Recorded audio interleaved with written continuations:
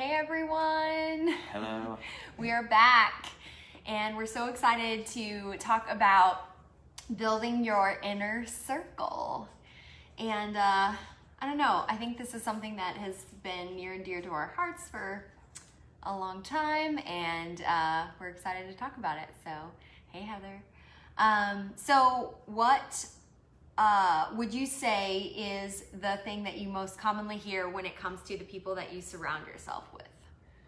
I mean, I think, growing up, especially in a Christian background, we hear a lot about your peer group and how important that is and how it can influence you. And a lot of times we think about that more in the context of going through high school or college.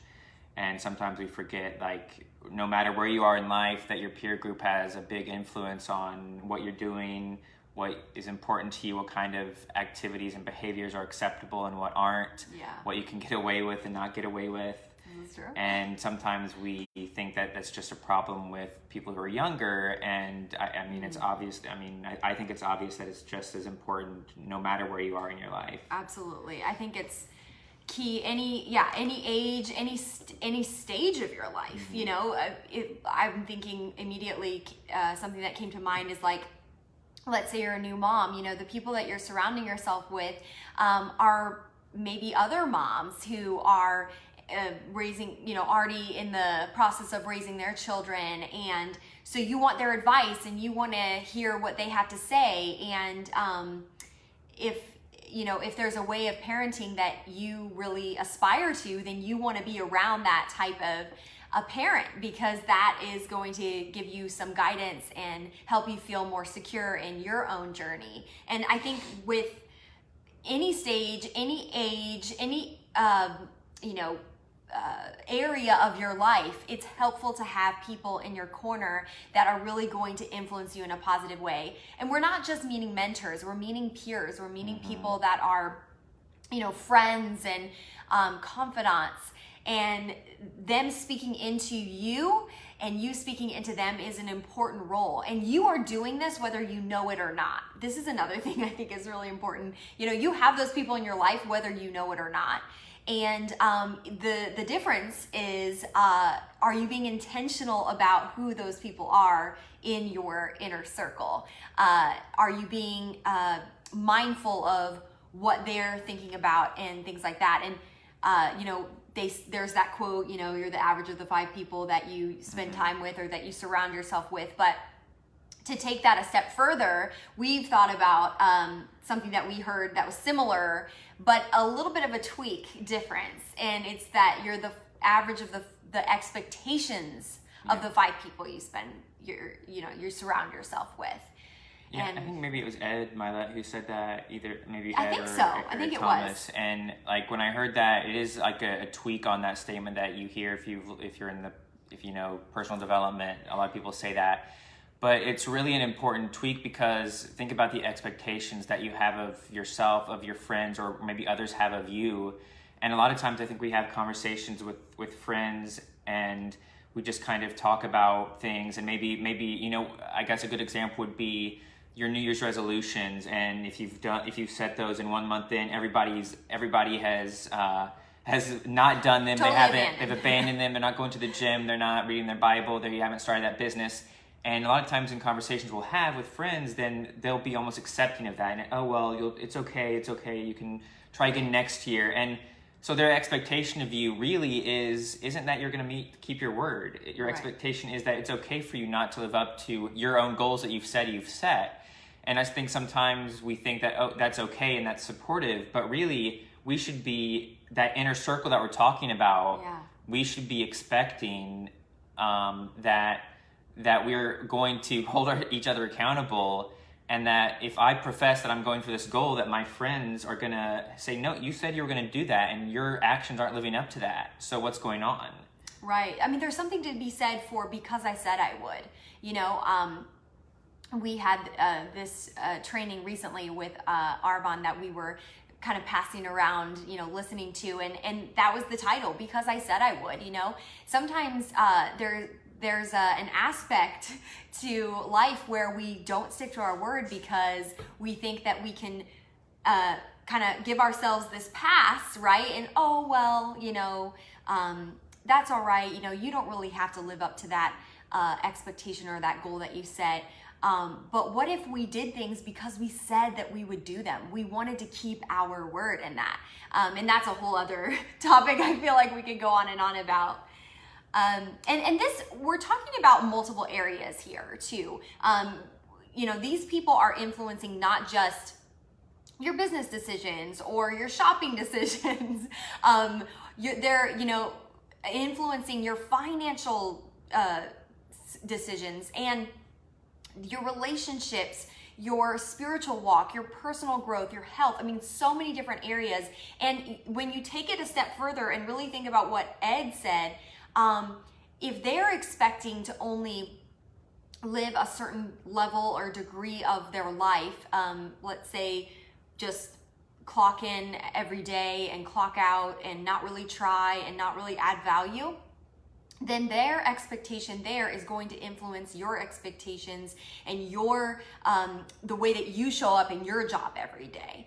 And so for us, we believe that a no more someday lifestyle requires surrounding ourselves with other people who have that lifestyle, and that we're gonna you can take every one of those categories and you're gonna be where those other people are in those areas, or you're going to be headed toward where those people are headed in those other areas. And this really brings up, like, they're sort of like separating the sheep from the goats sort of analogy here a little bit. I know that's a little bit of maybe a harsh one, but you know, there's the right sort of people that you want to surround yourself with, and then there's the wrong sort of people you want to surround yourself with if you want to reach these sort of goals, if you want to live a no more someday lifestyle, right? If you're not wanting to and you're just wanting to coast along life, then this isn't for you. But we are focusing on surrounding ourselves with those great people. So what kind of people do we not want to surround ourselves with? I mean, you could go in a lot of directions. I think people who make excuses for why they're not going after something, people who have a victim mentality, that it's always somebody else's fault why they didn't succeed. It's always the system's reason that it didn't succeed. It's their parents' fault. Right. You know, whatever it is, always being a victim and not being taking accountability for their own life can be very, not just detrimental to them, but detrimental to you if you're around that. So I think going very in a similar vein, people who are constantly negative and are always downers. Draining. Now, I have a soft spot for negative people because I tend to struggle with that myself. So there's a time and place that we should be compassionate towards that. But when you're thinking about your inner circle and people that are going to be pouring life into you and vice versa, then we have to be really selective of who we're letting into that inner circle. Yeah, absolutely. I think about it like almost like we have varying circles. There was this movie and they talked about that. I know that sounds kind of random, but they were talking about like an inner circle, and then you have the next circle and the next circle and the next circle. So it doesn't mean that somebody in like a way outer circle is somebody you're never going to talk to or never have a relationship or have compassion on them or try to talk to them or be kind to them. That's not what we're saying. But we're saying, as far as the people that are speaking into you and your decisions, those inner circle people, and you know who those are. If you don't know who those are, take some time tonight and write down those people. And if you want to get in a different set of people, we're going to talk about that. But really think about those inner circle people who are speaking life into you, or maybe they're speaking, something that is not life into you, and really take a look at that. And so now on the other side of that, what kind of person are we looking for in this inner circle? Obviously positive and going for some of these goals, not making excuses. I think people who are courageous, who have gone outside of the norm themselves and who are pursuing something that they're passionate about, that maybe they faced some either backlash on, or it wasn't completely, it wasn't a guarantee, but they still had the faith and the confidence to go for it. Absolutely. And, regardless of what avenue that's in, it could be anything that they've challenged themselves, that they've pushed against whatever was possibly holding them back, can be you can, that characteristic can help push you forward regardless of what you're trying to do. It may be completely different than what the area they are in, but still that mindset, I think, it's a similar mindset that you want to be on your team. And then I think, kind of like I mentioned, somebody who can speak truth to you, maybe a harsh truth in a kind way, of course, but in a way that something that they're not afraid to tell you that, and they're not just going to be somebody who pacifies your failures or where you've misstepped and need a little correction. Yeah, and I think this plays beautifully into, you've got to have that kind of relationship too. You've got to have you've got to build that sort of relationship, that trust, so that you guys can tell each other the hard things without in a kind way, without damaging the relationship, but in a way that where you're both accepting of that person holding your feet to the fire, if you will. And I really think that this starts with us, right? I mean, if we want to have some of those people in our inner circle that are all these characteristics, that their future mind, they have a future mindset, they have goals, they're not just settling in life, they're courageous regularly, all those things. We have to first be those things ourselves, right? We have to choose that on some level, because who we're being is who is going to be attracted to us, right? If you're a really positive person and you're around somebody that's negative, you guys are not really gonna, click. But if you're a really positive person, you're around another positive person, then that person is gonna really help you click, right? And you guys are gonna maybe have some sort of connection on a deeper level, maybe. And so we want to take on those characteristics, those qualities first, before we can expect to have that kind of inner circle that we're wanting.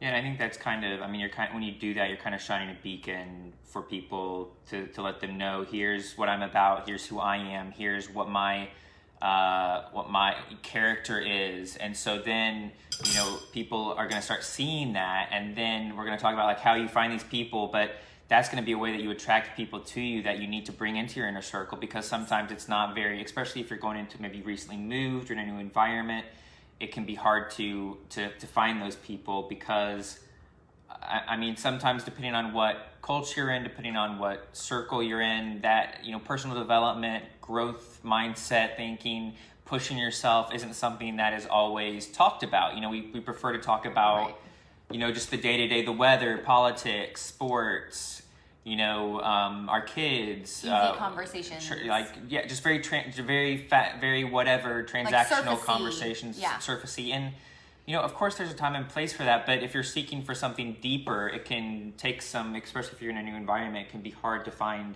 those people. And that's like you're saying, if you are already that person, then people start to notice that. Oh, absolutely. And they know what you're about. And here's the thing. You might say, well, that takes so much courage.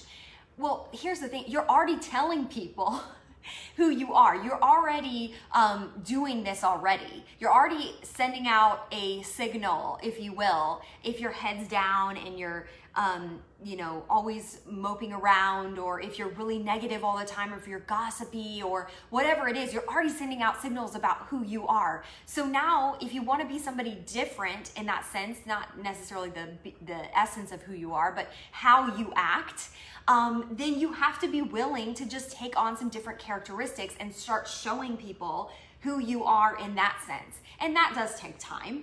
And then it does take time to find these people and create these relationships. And so what we're really saying here is that we have to be willing to step outside of our comfort zone with this, right? I mean, by even taking on those characteristics, we have to be willing to step outside of where we're comfortable. But then also going about finding those people that we want to have in our inner circle that are different than we've maybe associated with previously.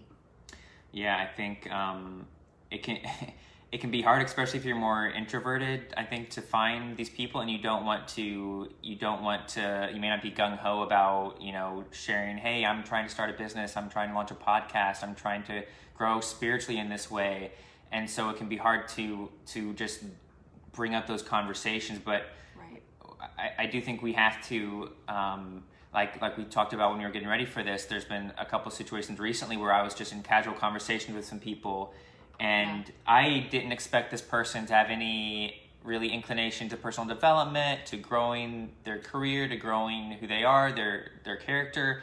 And they mentioned some of the books that they're reading. And I was like, wow, I've read those books. I never would have thought that you've read similar books. And so you have to be, I think, in the present, to be looking for those opportunities, but then putting yourself in those opportunities that may be outside the normal circle that you're in right now, and making yourself available for those kind of coincidences to happen. To make the opportunity for something to happen that you wouldn't normally happen.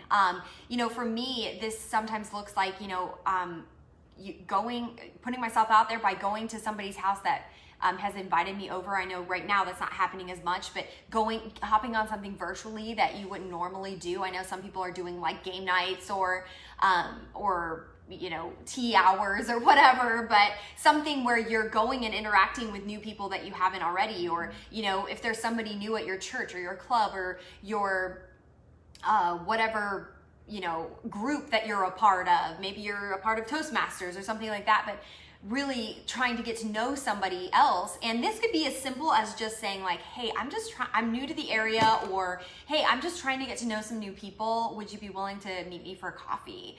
Or I really enjoyed meeting you. Would you be willing to, or I would love to get to know you better.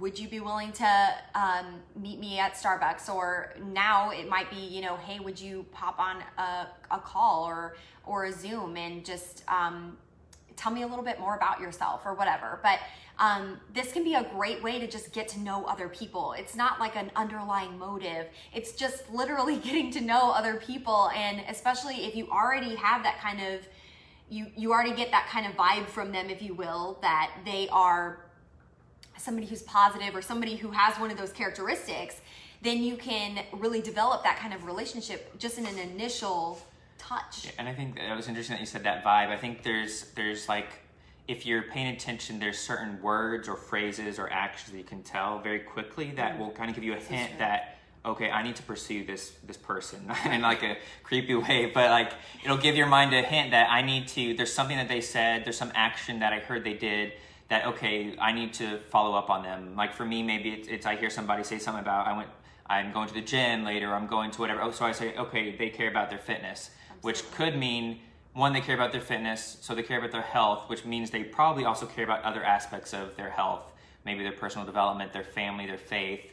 They're going to be more prone to care about these other things. Absolutely. A couple other things might be, like we already mentioned, reading. They say a certain book that they read. Well, that gives you hints. Okay, that person cares at least to some extent of bettering themselves.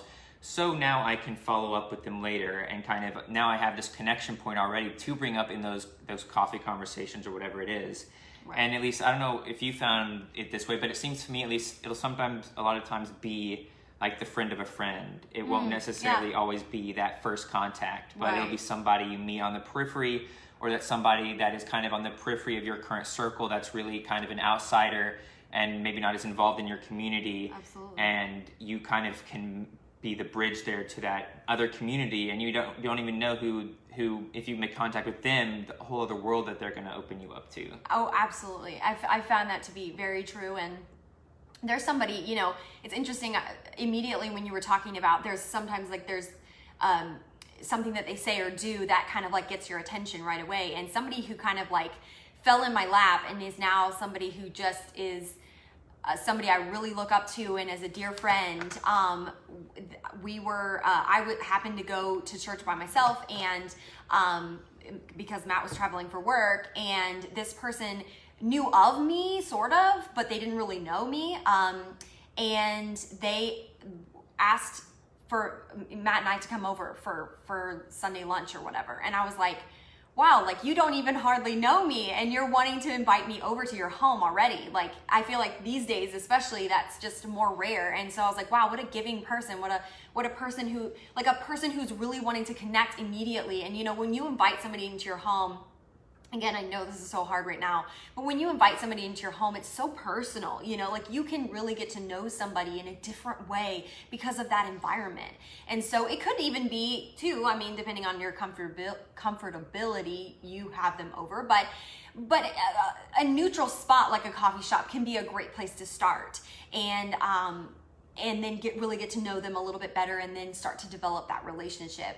And, you know, one thing we also wanted to point out when we were talking through, you know, kind of what we wanted to say in this episode, and, you know, this is a give and take relationship.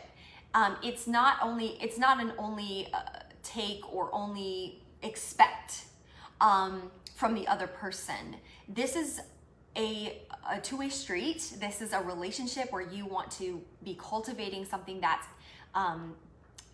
important, that's wonderful, that's going to be adding value to your life. It's a friendship that should be special and blossom hopefully throughout your life. And we realize, you know, sometimes these people are going to change, and it's not always going to be the same people, but we want to emphasize that it's something that should be a two-way street, and that this is not looking for somebody to just give something to you. This is something where you're going to be supporting them and encouraging them and really desiring that relationship with them, you know, in a mutual sort of way. Yeah, I think, you know, especially now, those intimate friendships I think are so important. Like, we need those connection points as the world gets more chaotic, as, you know, we tend to live more on social media and digitally. Like, those connection points that are personal, that you can share life with, I think is so important. And I mean, something that I'm still seeking to a large extent. You know, I want to have those people that you can sit around the table with and have those intimate conversations and share life details with, because I think, you know, we're not made to go through life alone. Like we talked about last episode. Absolutely. You know, men need other men, women need other women to share those things with. Right. And I think it's even cooler if you have people who are focusing on different things and may not even be in the same kind of space you're in, but you can share things with them that really is going to aid them on their walk that they may not have thought of, just because of your perspective, and vice versa, because sometimes we're so in our silos that we only see our perspective, and then when somebody from the outside comes in, they can like bring such a great perspective to us, like a breath of fresh air. Yeah, and that's what this inner circle that we're talking about is all about, is having those different voices that we're all pouring into each other and supporting each other on whatever journey, whatever walk we're on. Mm-hmm. Absolutely. I couldn't agree more. And I think now more than ever, we really need each other, and we need to emphasize that one-on-one relationship building, even as much as we can, like with video chats and things like that, I think is just so important and so special when we can do that, because I think the more that we go digital and the more that we are dealing with this virus and other things, the more that connection and actually seeing a human's face is going to be more and more important. And so when we seek out these people in our lives and we create these relationships, would you say that we want to focus on just one area or one specific side of things? Like, would I only want to find people in my inner circle that are just business related? No, I mean, like I kind of mentioned before, I think you need different people who you're going to share different perspectives. You don't want people who are, you know, if they are all from the same industry or have the same, you know, mindset or same goals, then that's great. But ideally, you have some diversity of, you're all walking a little bit different paths, but you all have that mindset that we started out with, that you're all trying to get better. You're all trying to push farther. You're all trying to find ways that you can support other people. Yeah. So the mindset is what's the same. Now, what you're doing, what your goals are going to be different. Right. Absolutely. Yeah. I mean, I think about so many different people that we both have in our lives, you know, just even individually or mutually, that we know that it's so neat to see, okay, they're walking this path, and while it's different than mine, our goals and our the way that we go about life and kind of living that No More Some Days lifestyle, it really lines up and is so beautiful, and we can really support our goals, each other's goals, and encourage each other in a different kind of way, because we have this kind of mindset. And I love that you talked about that. We talked about that a few episodes ago, that mindset was so key, and that it was just such an important part of where we begin on this journey. So as we wrap it up, is there anything else that you feel like we need to say about the inner circle? Well, and I saw that creating there was it? a comment. I wanted to check if there was a question. Oh, absolutely. I will check that out. But while we're stalling, I will say you may have noticed that we did start a Instagram channel for No More Some Days. Yes. An Instagram, not channel, but whatever, page. It's No More Some Days with a Z. With a Z. I'm guessing the S was taken. The S was taken. So please go like that. We'll be putting more content there and hopefully sharing some more things soon as well. Yes. But- Definitely follow us on there, and we'll be sharing all sorts of awesome content on there as well. And if you haven't seen all the episodes, Megan uploads those pretty quickly onto our YouTube channel, so like and subscribe there as well. And if there's anybody you think would appreciate or benefit from our content, we'd love for you to share those as well. And then also, just if you have any questions that you want us to address or any topics in a future episode, we'd love to solicit those too. Oh, absolutely. We would love to hear your questions or your suggestions. And this comment was not a question, but it was talking about,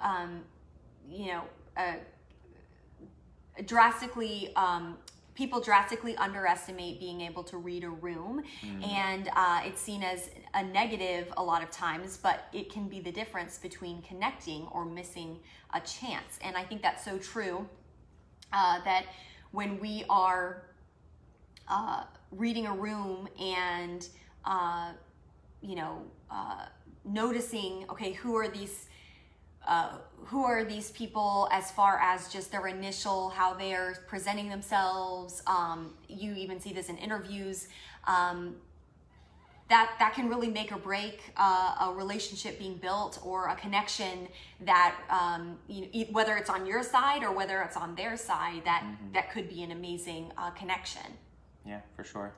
So we really appreciate you guys, and we'll be back next week, and we just so appreciate your support. So go check us out on Instagram, No More Some Days with a Z, and also on YouTube, just No More Some Days. So Thanks for watching. good night, guys. Bye.